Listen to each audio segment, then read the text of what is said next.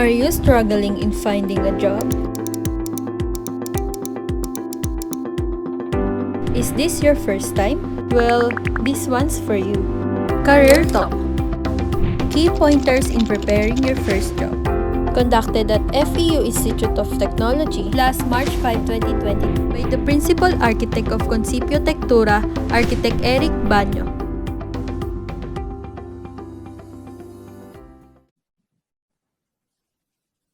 Good day, everyone. Today we will be having a career talk entitled Key Pointers in Preparing Your First Job. Okay, I'm Architect Eric Banyo, an educator and a holder of various professional licenses. I'm also the principal architect for my small design and learning studio, Concipio Tectura. And on this slide, you will see my apprentices from FEU ARPA. This photo taken before pandemic. So this talk is for you as you will commence on the next step of your career and profession. And my objective is for you to be aware on the real expectations in getting your first job. I've been there and before and still applying these learnings in my profession till this day.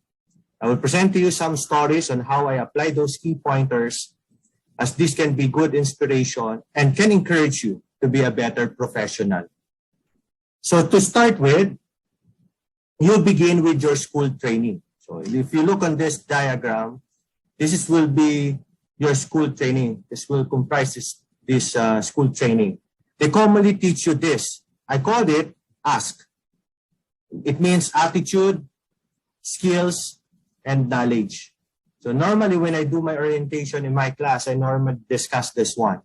So what does it mean, no? When we say attitude, skills, and knowledge? So for the start one, attitude, it comprises your school culture and tradition, like the tradition of excellence, a culture of hard work. And then at the same time, also the virtues that they want to impart to their students. The moral values that the school adhere to. At the same time as well is to adhere to the school motto. The principles, the priorities, what the school believes in is what they're trying to share and impart to their students. On another term, there's what we call skills. So they expose you to various skill sets necessary to your course and profession. Might it be hard or soft skills? Like, for example, leadership. There's organizations that you can be part of and develop your sense of leadership. Communication as well. They train you to be a good communicator. They encourage you to present your work. And at the same time, they're also teaching you the hard skills, which what we call some technical skills and computer skills that you need in your profession. So that's the second part. The third part is what I call knowledge. They taught you the theories, what's been written in the books, what are the principles and concepts that you need to understand in your profession. Of course, those are very effective in a sense that it started in a certain progress in your curriculum. You started on the fundamentals and the basics, and then things are getting complicated and more advanced as you go to your higher level. And then, of course, they also expose you briefly to the practical side of your profession. That's what I call practicum.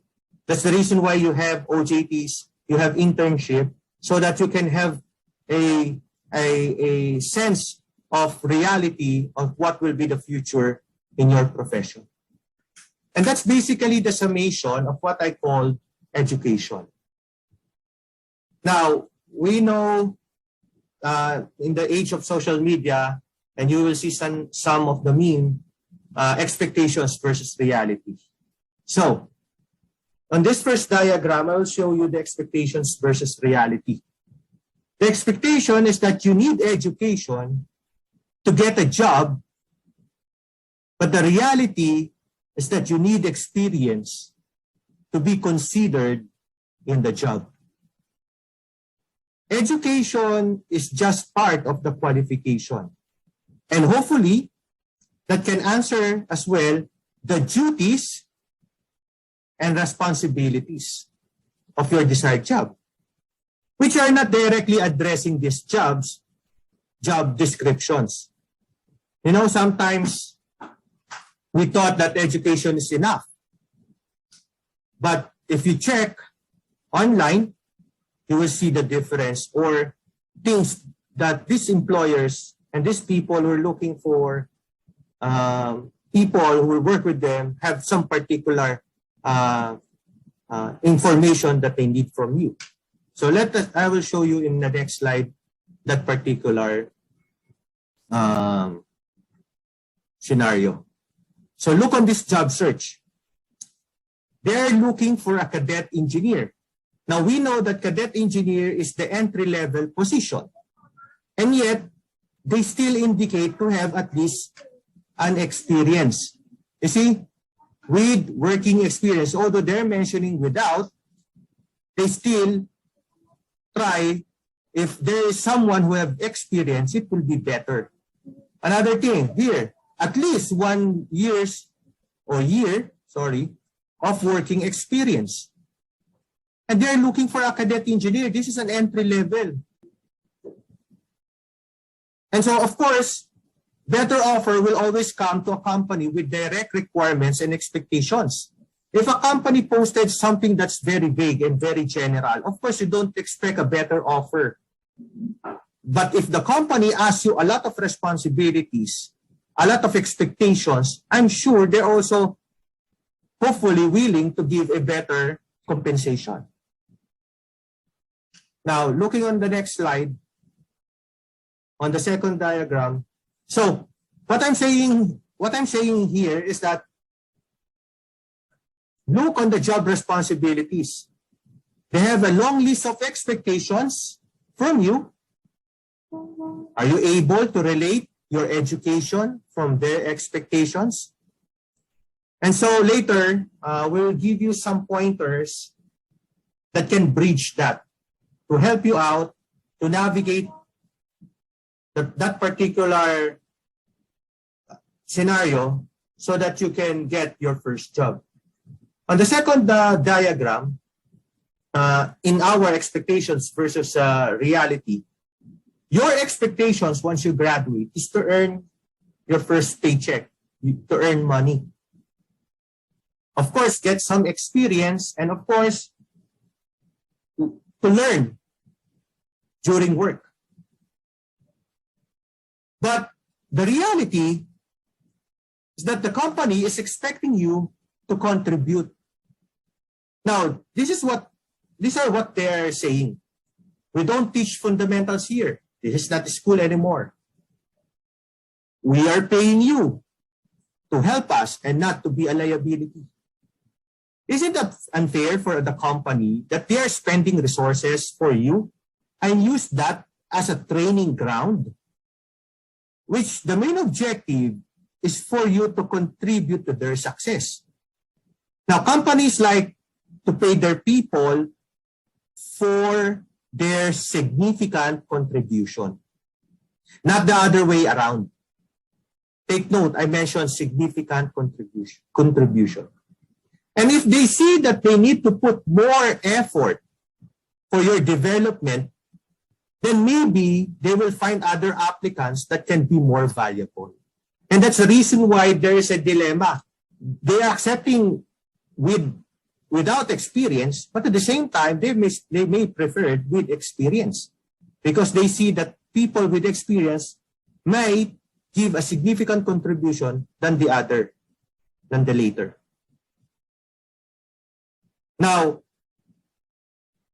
as I mentioned a while ago, I want to bridge that connection.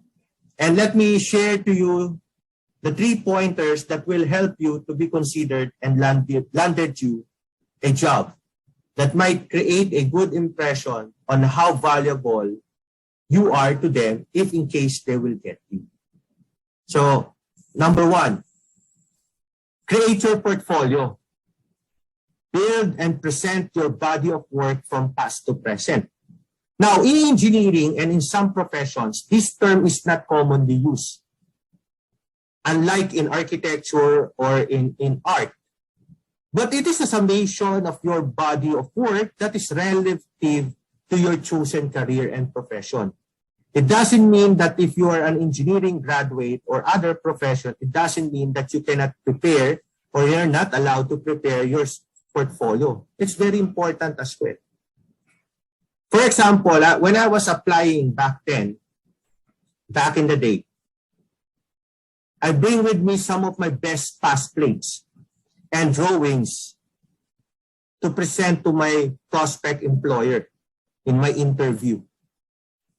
Now, in the digital and internet age, I uploaded all of my works and projects online for the employer to see my body of work. I will give them the link, or I will give them a set of PDF files in which it's presented all relevant projects that I can present it to them so that they might consider my applications. So if they need an architect who's have an experience in retail, commercial projects, then I can present my portfolio on this particular project. If they need someone who have experience in train station projects, then I can present also my body of work on that particular job that I've been involved to. And so that's how important portfolio. Okay? Another pointers that I want to discuss is what I call acquire your certifications. Enroll and attend trainings and seminars. Now, this is not just attending seminars or trainings per se. It's really immersing yourself in learning additional skills and knowledge relevant to a very specific requirements. It means it's just not an hour seminar or two. It's really enrolling, attending a weekly class, having a certain evaluation, a certain accomplishment that you need to provide, so that can certify you that you know and you understand that particular skills or that particular knowledge. For example, in my case, when I was early in my career, I have to enroll and finish a certification in CAD, even if I have that subject in school. Why? Because I can get an international certificate for that institution, and I can present that in my application when I'm looking for a job. At the same time, it can also strengthen my credibility to support my portfolio. So let's say someone will ask, you know how to do, or you know how to operate AutoCAD, you know how to do your drawings in CAD, then I will show my portfolio and they will say, is that enough?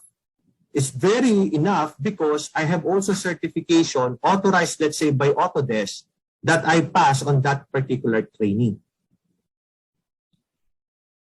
It's like having a skill is okay, but a skill with certification is way much better. Now, on this photo, on this slide, I finished a certification in community architecture and design, in which it supplements my other license in environmental planning. Because as I don't have a formal education for that profession. So this was in 2019. I have an opportunity that we can get a scholarship sponsored by CHED and will be delivered by the graduate school in cooperation with the College of Architecture and Graduate School of UST. And that opportunity helps me to be certified on community architecture and design in urban built environment. That is very relevant in my profession, not only as an architect, but also as an environmental planner. And this certification as well will help me if I will push on my doctorate degree, because this is a bridging course that can be used for doctorate degree in UST. So these are the things that you can also consider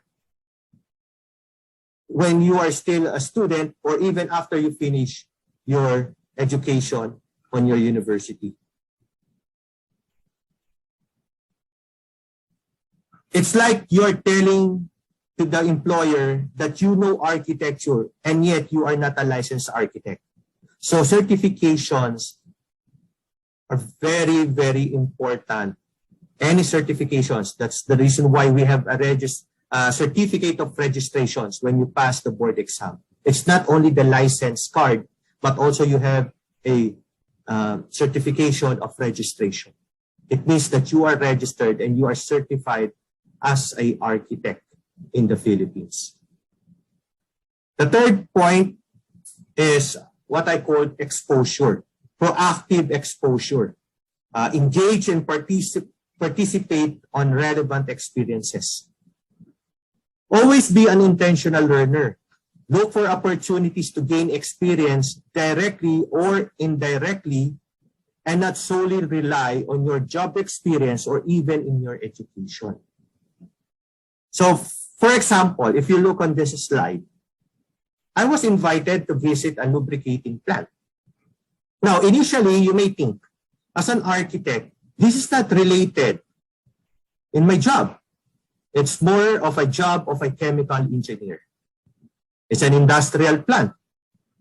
But the real reason and my natural curiosity of being an intentional learner is to get idea, to create conversations with the engineers there, and to observe the place on how an industrial plant works, as I firmly believe that we as an architect is also an integral part on this type of projects and developments.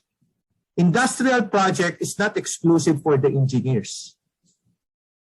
Architects have a bigger participation on this type of projects. Why I said so? As an architect, we design spaces for people to work on. It's not necessarily the people just to sleep there and that's the place that we design. People who are working on a particular space needs an architect to design that space. We must also understand how things flow. It's very important in our design to understand the operational flow of the company and how it works on that particular workplace. Also, how the development can affect the surrounding. What will be the environmental impact of that particular project? How it will affect the site. And these are things that we studied in architecture. These are just some of the things that are very relevant to architecture. So in an onset, if you notice, maybe it's not related to architecture, but it is. And that's the reason why being an intentional learner, I need to participate, I need to engage, I need to learn as well.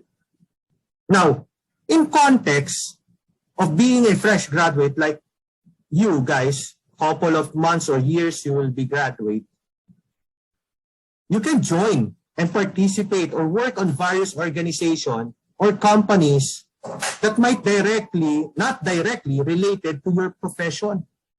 You know, sometimes getting experience is not necessary in relation with your profession. You can also get relevant experience in other things to develop your profession and to add some knowledge and skills. And I'll give you some examples. For example, volunteering in a fire brigade, attending Red Cross, or similar groups can help you gain relative experience. Now, how can be a volunteering in fire brigade or attending Red Cross can eventually help you? You know, that can be eventually transferred into what? Like a safety officer in a construction project or a project manager specializing in disaster and risk management. These are allied professions and these are also in relation with your current courses. For example, if I'm a civil engineering student, I can be a safety officer in a construction firm. And because I have an experience on fire, and if I have experience on first aid, I can use that one. If I'm a mechanical engineer, there's a lot of industries that I can work on. I can work on petrochemical industry. And did you know that in petrochemical, they are requiring professional firefighters to be on alert in their stations, in the depots, in the oil rigs. And these are another industry that you can be part of. And they need people who have a relative experience to be considered on that particular job. So you can be a mechanical engineer, but if you have an experience, let's say, in fire, you have been part of fire brigade, then you may be considered to work in a petrochemical industry because you know fire and safety as one of the priorities on that particular industry. So on these 3 pointers, this will boils down on this word. I call it potential. The triad of your success. You need your portfolio, you need your certifications, and you need exposure, and that will build up your potential. Now, let me relate something to you guys. And if I can relate this one in NBA, if you are familiar with National Basketball Association. When they will draft their picks for the rookie class of that year, not only they are looking on basic qualifications and considerations, but they are also deeply digging every matrices on that prospect player for his potential to be the best in that class or maybe the best player of the league. These 3 pointers that I presented to you today will help significantly and create a hype to your likelihood to be selected as the best candidate for the job, as you don't just rely to your education. You know, a lot of us trying to rely on education. That's the reason why we pay premium to attend well-known universities. And we try to do our best to perform very well in our school, in our academics. It's nice. It's good as well. But it's not the end game for everyone. But it's very important to build up your potential. And that's what the company is looking for. Learning and uplifting or upgrading yourself will not end in your education in school, or the reputation of your school, or the grades that you accumulated in school. It's a constant upgrading yourself and upgrading in a competitive environment is very important for each and every one of us. And so that's my talk for today. To get your first job, don't rely just on your education. Present that one and show to your employer your potential. Build up your portfolio. Make it a proper certifications for that, and expose on other experiences that can help you to get your first job. And on that one, you will be more competitive, you are more sought after, and you will be more and potentially be considered most of the time. So again, I hope it helps you. I hope it motivates you. I hope it encourages you. And I hope it helps you in the next step of your career and in your profession. Again, maraming salamat. Now, I just want to share and ask for your support to our social media sites. Thank you for taking your time and listen to my talk. And if you have any questions, reactions, and comments, you may do so. And I hope I can address and recognize that. As I repeat again, you may follow and support us in our social media sites. #ConsipioTechTura. You can find that one in the internet. Again, I appreciate the invitation and opportunity. And thank you and God bless. I hope you learned something and was inspired. With that, we would like to thank the following: